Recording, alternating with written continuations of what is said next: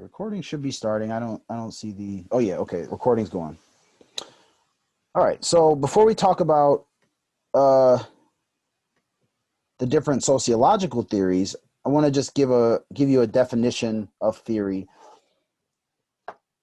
A theory is a set of statements that explain why a phenomena occurs. Now, this is a very uh, generic definition that works across a lot of different fields of study. So many of you understand theory already. So I hopefully um, hopefully this is sort of like reiterating something you already know. But if this is the first time you heard it, then perfect, even better. I want to make sure we're all on the same page. So theory is a set of statements. Um, it's an explanation for why a phenomena occurs. And a phenomena is something that occurs with regularity, some sort of frequency. It's observable. There's patterns involved with it. Um, so the sun rising every day is an example of a phenomenon. Okay. Um, Anomalies, like, and again, this is language you probably know from other classes, mainly science classes. Anomalies are like things that are very rare that we can't explain. But phenomena are things that we think we can explain. And theory gives us language to articulate what's going on with a phenomenon in a way that we can then test or verify in a research study. So theory in the sciences, in everyday conversation, we say, I have a theory. And that might mean I have a hunch, right? Or I've thought about something and I have an opinion about it. Theory is a tool in the sciences. You use theory to guide research studies, but then also theory relies on research, because once you conduct a research study, you end up generating new theory. When you conduct a research study, and again, you all know this language, this kind of logic from other classes, mainly science classes. But whenever you conduct a research study, you're either going to confirm or debunk some of your early thoughts and some of your early measures and some of the ways, some of your variables that you thought were important. And so every scientific field of study uses theory to guide research, and then the research then leads into theory production.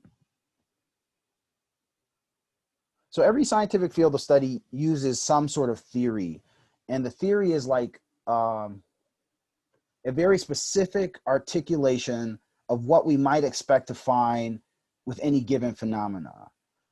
It has to be very explicit so that if you apply the theory to a lot of different places, you know whether the theory is working according to the way it was explicitly laid out, or you know that the theory is not holding up to this observation or this new data or this new research. So every field of study has theories. In the social sciences, meaning fields of study that deal with humans, human civilization, all of those have what are called social theories. And social theories are vast and varied. There's hundreds, maybe thousands of them, but they all come back to these three common themes. And these themes are written as questions.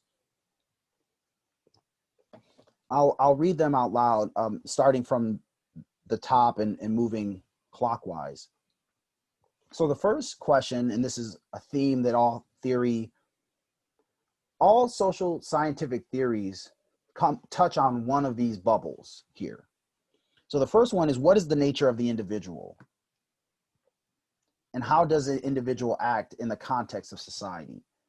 This is, if you've ever taken a psychology class, you'll know that this is a question that all psychologists care about, but it's also a question sociologists are interested in, especially that second part of it.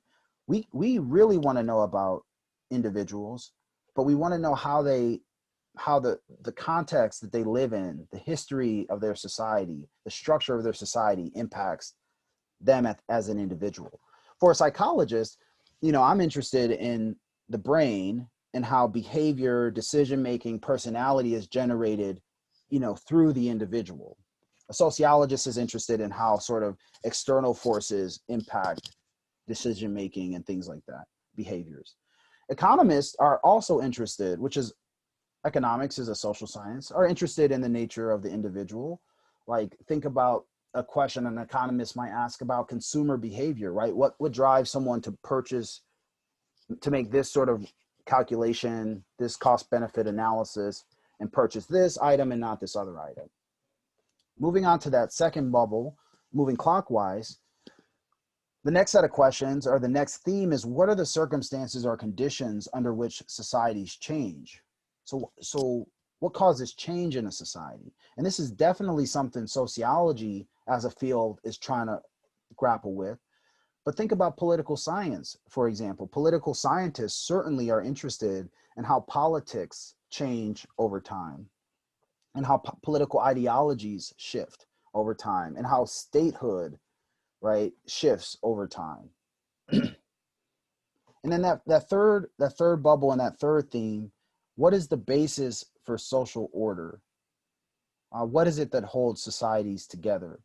So the second, if the second theme is about what causes change in society, the inverse of that is, well, when we don't see change, what causes that? What causes stability in a society? And so all social theories don't answer all three of these questions, or don't speak to all three of these questions, but any theory that is a theory about people or the societies that people live in will touch on one of these three questions.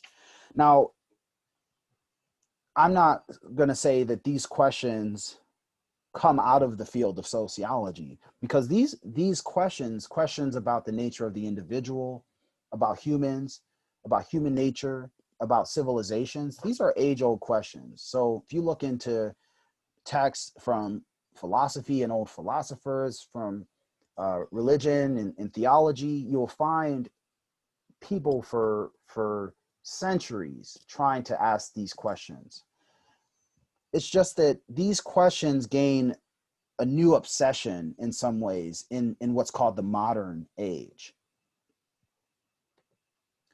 And so sociology is really a science of the modern era. And when you hear a historian or me in this class talk about modernity, we're talking about a period about that sort of was in full swing 100 years ago. This period of kind of characterized by the Industrial Revolution and the Enlightenment, and all of the changes that came in human civilization at that time. And for us, there's a lot of things that we take for granted, I think, as just, this is the way life has always been. We have all lived through a technological boom. We're living through the era of globalization. There's a lot of shifts happening today, and a lot of there's a debate going on right now. Like, what will we call this period? If we call the Industrial Revolution, let's say, modernity, then do we consider this post-modernity or something? Do we get more creative and find a name for it? So anyway, if you hear me say modernity, I'm not talking about literally like right now, 2020 modern. I'm talking about maybe 1920 as modern. And that is modern in comparison to what historians refer to as pre-modernity. And let me give you a brief history lesson so you know what I mean here.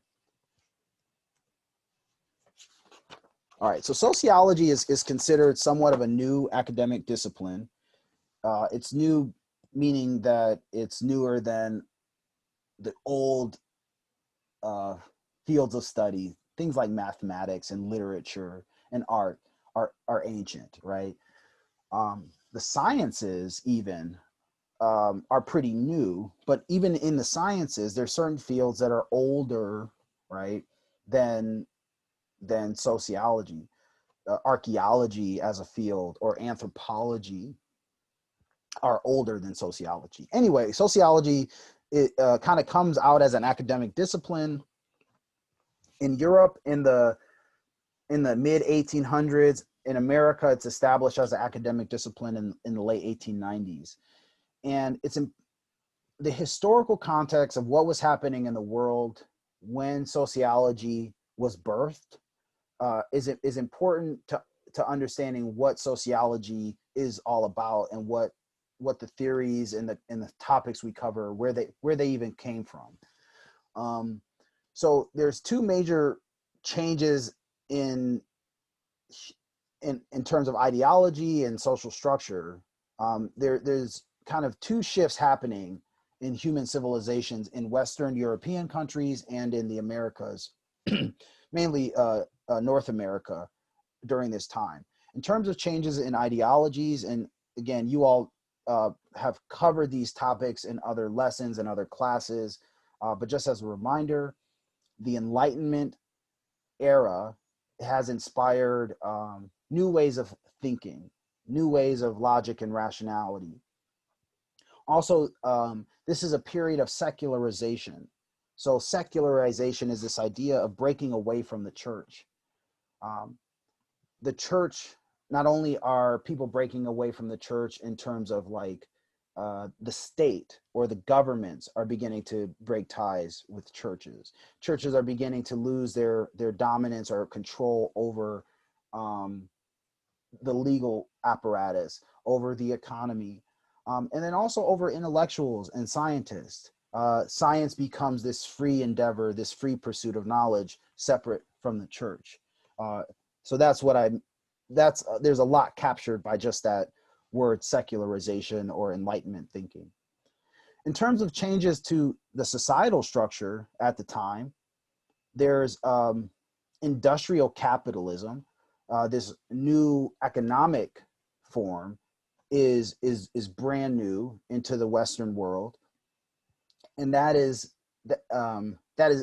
very different. It is a very different economic form than what we used to have in the Western world. So not only in terms of how it structures people's day-to-day lives and their occupations, but also how it structured economies, how it structured neighborhoods, how it structured governments. And related to industrial capitalism, there's also this period of mass urbanization. And I'll show you a visual for this last point to show you what I mean here. Okay, so this graphic here is using census data, US Census data, to show us the growth in the urban population in the United States between 1790 and 2015. 1790 is significant because it's the year we conducted the first decennial census. 2015 is just the data cutoff point. The decennial census is conducted every 10 years. Whenever you see a census data being reported for an off year like 2015, usually they use estimate counts that come from what's called the American Community Survey. It's just a smaller version of the census. But what you can see if you look on the left, like where the timeline starts on the left part of the graph, in 1790, over 90% of Americans lived in rural areas, small towns, not in cities. America was largely an agrarian or farm-based economy. And that structure influenced the way people, where people worked, where people could live, how many people could know, how large families were. A lot of things. We can make a lot of deductions just by looking at the data in 1790 and saying, wow, America was a majority farm-based economy and a majority small town, rural kind of place. This upward slope that we see throughout the 1800s, this is what historians refer to as mass urbanization. This is when people are pulled from the rural countryside into industrial centers in the north, in the south, in the west. But Americans shift from being a small town, rural, agrarian, farming kind of nation to more of a mixed nation, right? By 1900s, we see that it's more 50-50 rural and urban. But then you see that through our lifetime, towards the end of the graph, America is now a majority urban nation. And the way the census defines urban in this case is urban counts the city proper. So let's take Boston, for example. Boston is considered urban.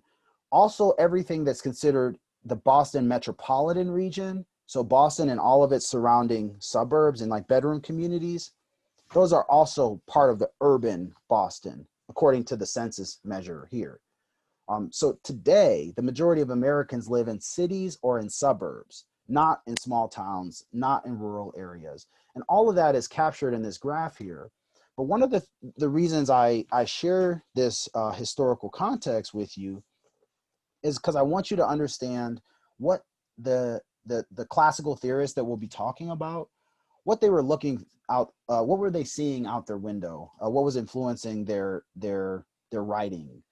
And one of the things that was going on at this time was people were freaking out.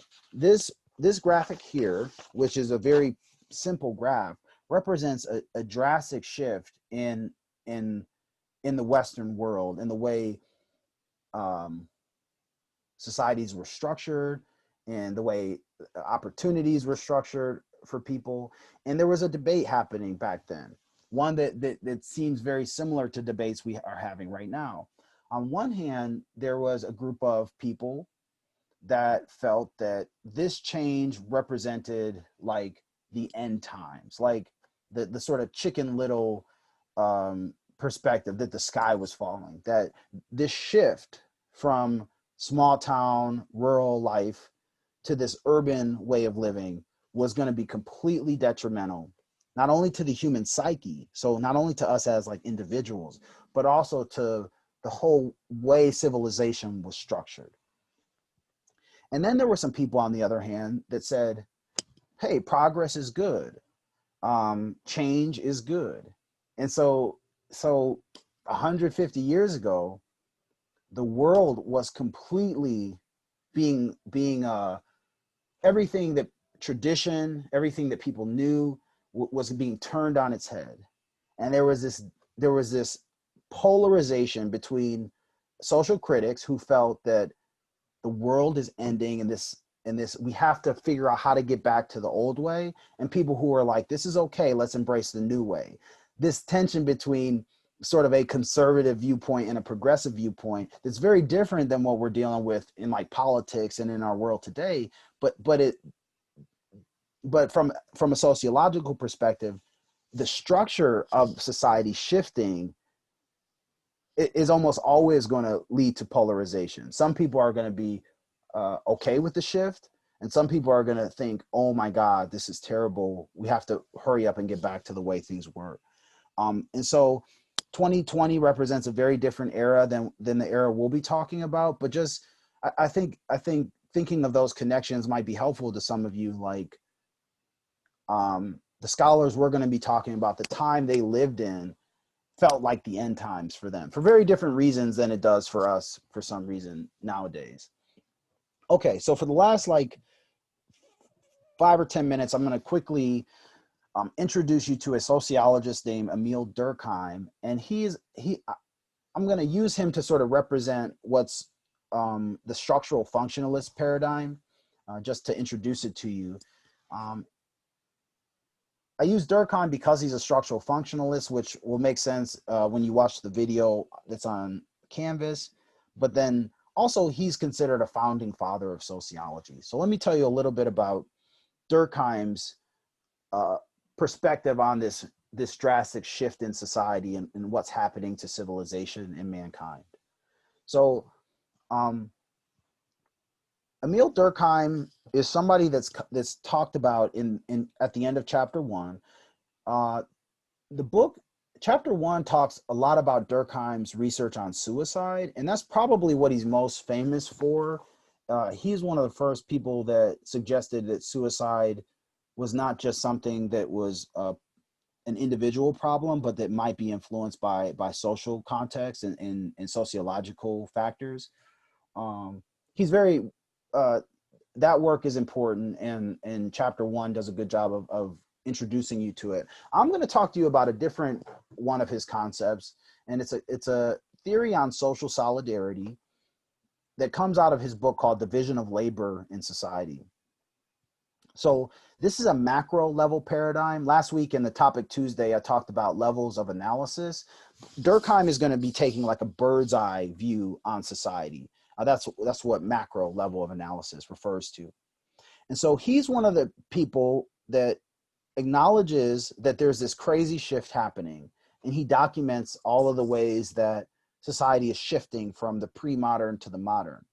But he's not he doesn't feel like Chicken Little. He doesn't feel like it's the end of the world. He's actually it's funny today. Durkheim is seen as sort of conservative, but in like the 1850s when he's writing, he was one of the progressive writers. He was one of the people that thought the new way of life wasn't going to be so bad, and he argued that modernity wasn't going to usher in the end of society. That society would maintain stability, that it would maintain its functionality, but that the way it maintains stability would be different. And instead of the old things that held society together, now what will keep people together is what Durkheim calls interdependence. And I'll explain what that means on the next slide here. So just this morning before class, I added a video into the Canvas folder, into the week 5 overview tab that is going to go over Durkheim's theory of social solidarity and this idea of division of labor, what I have is DOL on the screen in more detail, but I just want to give you a quick version of it for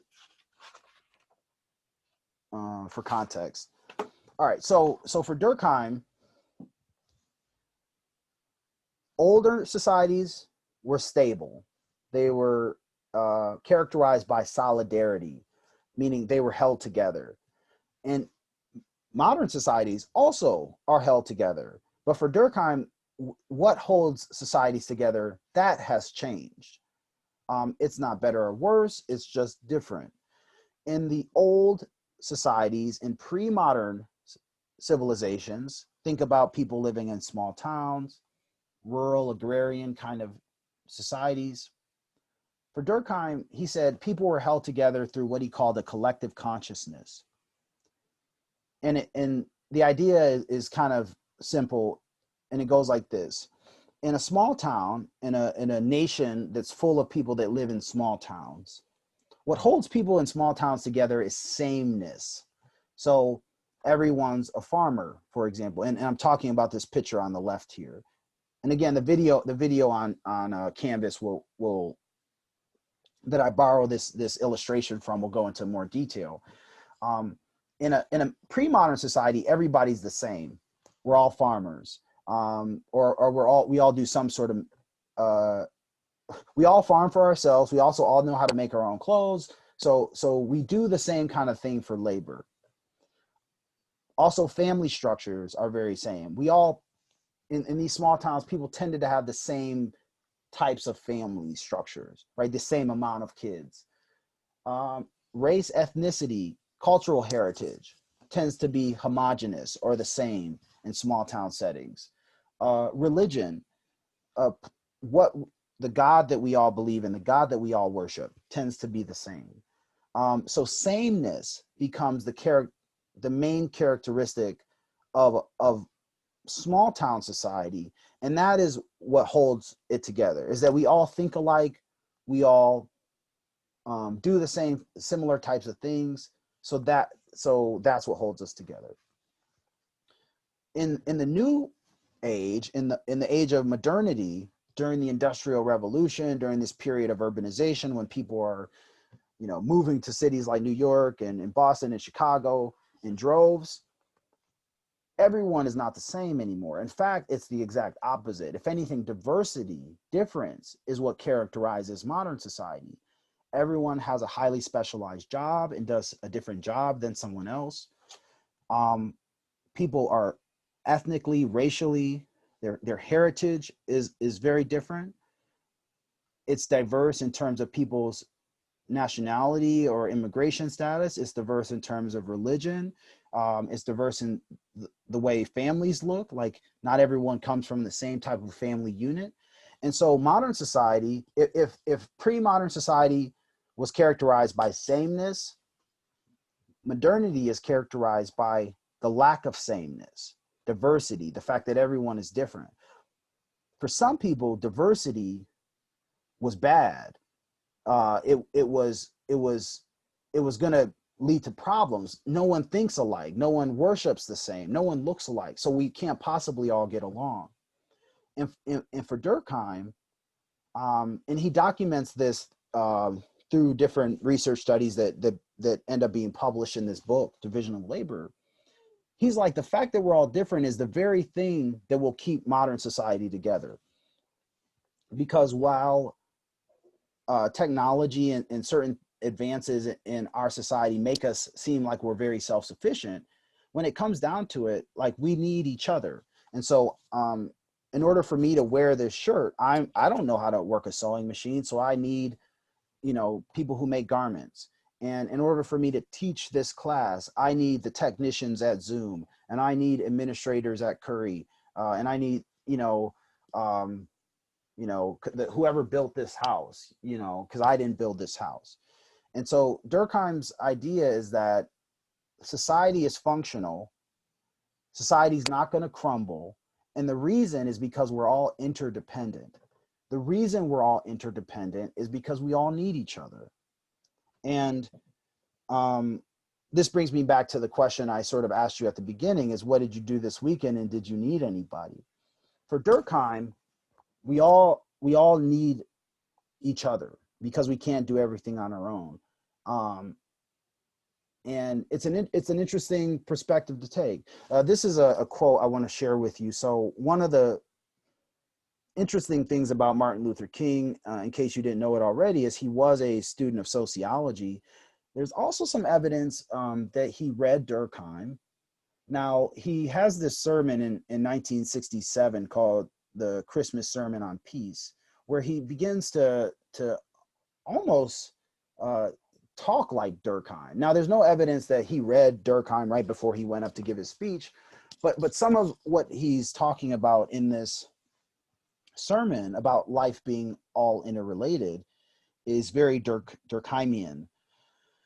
So he says, whatever affects one directly affects all indirectly. We are made to live together because of the interrelated structure of reality. And then he goes on, there's a longer part of the quote, and I won't read this whole thing to you, but he says, do you ever stop to think you can't leave for your job in the morning without being dependent on most of the world? You get up in the morning and go to the bathroom, reach over for the sponge, and that's handed to you by a Pacific Islander. You reach for a bar of soap, and that's given to you at the hands of a Frenchman. And he goes on to say, in the bolded part, before you finish eating breakfast in the morning, you've depended on more than half of the world. And that's, let me stop the recording.